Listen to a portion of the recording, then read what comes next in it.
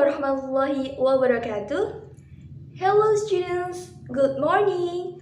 How are you today? I hope you all in a good condition. Before we start our lesson today, please pray together. Pray start. Finish. Okay students, we are going to learn about poem, puisi. What do you know about poem, students? Apa kalian pernah menulis puisi atau membaca puisi? Lalu, apa sih sebenarnya puisi itu? Poem is written expression of feelings and giving ideas. And the author of poem called poet. Then, the social function of poem. The main function of a poem is to convey an idea or emotion in beautiful language. It paints a picture of what the poet feels about a thing, person, idea, concept, or even an object. Next, structure of poem. Structured poems follow a consistent framework based on features such as line length, syllable count, rhyme pattern, rhythm, meter, or a combination of these. A poem structure, particularly rhythm and rhyme. Okay students, this is the explanation of the structure of poem. The first one is line length. Poets sometimes put lines in different lengths to show emotion. Then syllable count. The number of syllables in a word is decided by its number of vowel sounds. Rhyme is the pattern of words that contain similar sounds. Then rhythm can be described as the beat and pace of a poem. And then the last one is meter. A stressed and unstressed syllabic pattern in a verse or within the lines of poem. Okay, next, language features of poem. Metaphor, simile, personification, alliteration, assonance, onomatopoeia, rhyme, and rhythm. Okay, next, characteristics of poem. First, imaginative and creative. Second, descriptive and vivid language that often has an economical or condensed use of words chosen for their sound and meaning. Meaning is enhanced by recalling memories of related experiences in the reader or listener. Provokes thought, causes an emotional response such as laughter, happy, sad, and etc. Uses figurative language such as personification, similes, metaphors, and etc. Then imagery where the reader or listener creates vivid mental images. Often has rhythm and rhyme. Often includes words and phrases that have a pattern made with rhythm and rhyme. Can have physical and grammatical arrangement of words, usually enhance the reader's overall experience. Okay students, next, elements of poem. There are two elements. The first one is intrinsic elements. There are 5 intrinsic elements.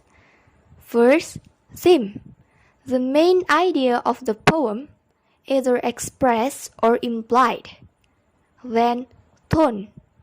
The attitude of the poet to the reader, such as humility, patronizing, dictate, etc. Then symbolism, the use of symbols to signify ideas and qualities by giving them symbolic meanings that are different from the literal sense. Then message, a lesson learned from a poem. The last one is rhyme, a tool utilizing repeating patterns that bring rhythm or musicality to poem. Then the second element is extrinsic elements. There are so many extrinsic elements based on the poem, such as author's biography, social, economy, politics, historical context, and etc. Types of poem. 1. Narrative. A narrative poem tells a story and includes ballads and epics. 2. Sonnet. A short rhyming poem with 14 lines. 3. Haiku. Haiku is Japanese form of poetry which is composed of 3 non-rhyming lines. The first and third lines have 5 syllables each, and the second line has 7 syllables. 4. Limerick. A 5-line witty poem with a distinctive rhythm. The first, second, and fifth lines, the longer lines, rhyme. The third and fourth shorter line rhyme. A, B, B, A. 5. Ballad. Ballad poems are frequently sung, or at least they are intended to be sung, and they are often about love. 6. Imagery. Imagery poems, immense of power that will possess. These types of poems work to draw a picture in the mind of the reader, in order to give an extremely powerful image of what the writer is talking about. 7. Epic. A lengthy narrative poem in grand language celebrating the adventures and accomplishments of a legendary of conventional hero. 8. Couplet. 2 lines of verse which rhyme and form a unit alone or as part of a poem. 9. Free verse. A free verse poem doesn't follow any rules. Their creation is completely in the hands of the author. Next, figurative language. Figurative language is a form of language used in which the writers and speakers mean something other than the literal meaning of their words. The example of figurative language. The first one is metaphor. Metaphor is a figure of speech that provides an implied comparison between two things that are unrelated, but which share some common characteristic. For example, success is the sun and failure is the rain. The second one is personification, to attribute human characteristics to inanimate objects. For example, roses are dancing because of wind. Then, simile, a device used to compare one object to another, usually used as or like. For example, I wandered lonely as a cloud. The last one is tips on writing poem. What should we do if we want to write poem? Okay, these tips will help you to write a poem. The first one is pick a subject. The second, choose a pattern. Avoid cliches. Use imagery, use similes and metaphors, and use present tense. Okay, students, now I'm going to give you an example of poem. I'll read it for you and please pay attention, okay? The title of the poem is Hope is the Thing with Feathers, and the poet is Emily Dickinson. Hope is the thing with feathers that perches in soul and sings the tune without the words and never stops at all. And sweetest in the gale is heard, and sure must be the storm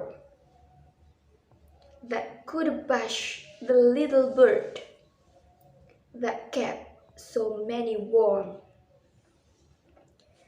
I've heard it in the chill land and on the strange sea, yet never in extremity it asked a crime of me. After listening, I read the poem. Let's analyze the poem together. Okay? Ready? We will analyze the social function and the intrinsic elements of the poem. The title? What the title, guys? Hope is the thing with feathers. Okay. The social function of that poem is to convey an idea or emotion in beautiful language that make a hope as a bird which has a feathers. Then the intrinsic elements. The first one is theme. The theme of that poem is hope. And then the rhyme. The first stanza A, B, C, D. The second E, F, E, F. The third G, H, H, H. And then the tone. This poem brings optimistic and trustworthy tone.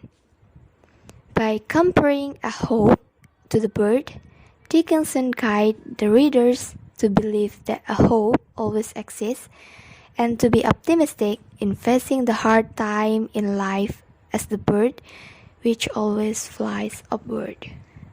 Symbols. There are 4 symbols of this poem. The first one is a bird. The second one is gale and storm. The third one is the chill land and the strange sea. And the last is a crumb. You can read it by yourself, okay? And the last, message. We can learn that how difficult condition we face in life, we should not stop hoping. A hope will raise our spirit up.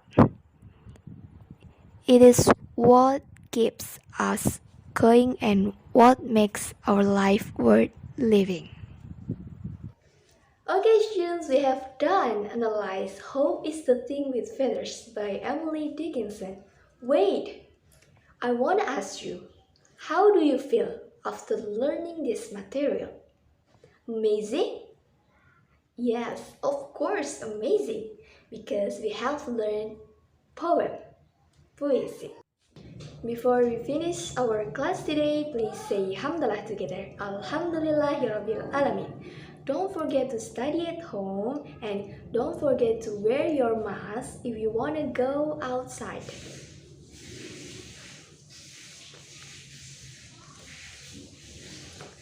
Please stay healthy and stay at home. See you. Wassalamualaikum warahmatullahi wabarakatuh.